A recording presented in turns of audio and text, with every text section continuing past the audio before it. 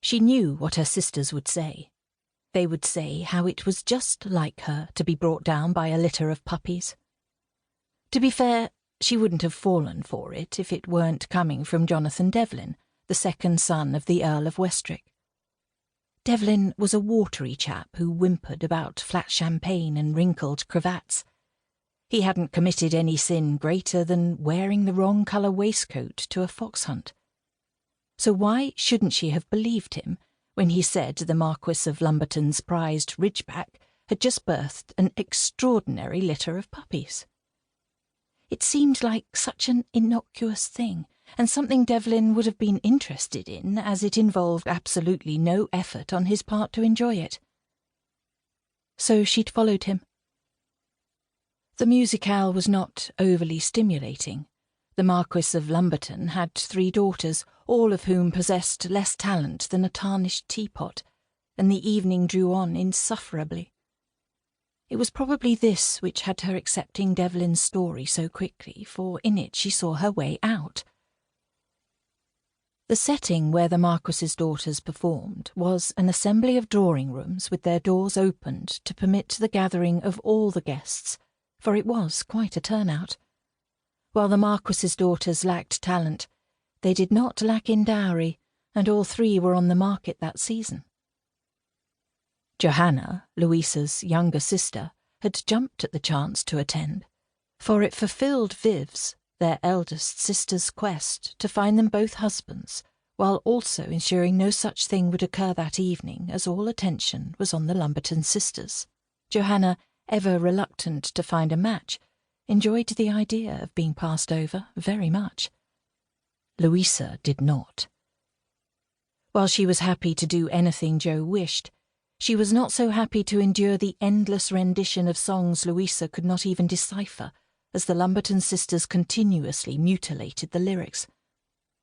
So if Jo were to gain something out of this, so would Louisa. She was going to see some adorable puppies. Devlin had easily slipped both of them from the crowd during a pause in the music, as fortune hunters posing as eligible gentlemen surged forward to praise the sisters for their aptitude. Louisa and Devlin simply stepped from the room and into the empty corridor. She should have known by how easy it was to escape, that only bad things lay ahead. The Marquis of Lumberton's town home was much like the other homes of the peerage, and it was easy to navigate through the endless corridors toward the back of the house. "Do you know where you're going?" She'd meant the question playfully, as anyone who was familiar with dogs, and she was, thanks to her sister Eliza's love of collies, would know the pups were likely being weaned near the kitchens. They would simply need to find the servants' stairs at the back of the house. That's why she startled when Devlin whipped about, his jaw firm, his eyes wide with indignation. "Do you not think I know what I'm doing?" The light was dim here, as the guests weren't meant to be in this part of the house, and only a few sconces were lit along the corridor. The slanted light marked his face with valleys of shadows and spikes of light, turning him suddenly ghostly before her. It was unsettling, but she shook it off. He was just being a spoiled child. She picked up her skirts. "I didn't say that. Perhaps you misheard." She didn't wait for a reply and moved forward. She could find the puppies on her own. She'd only gone a few steps when Devlin came up behind her. His footsteps were so solid and swift the mere sound of them startled her. It was this that would be her first mistake.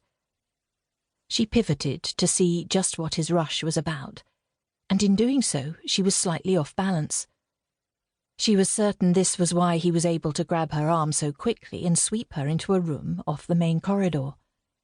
They plunged into almost complete darkness, and her senses were left rattled and useless.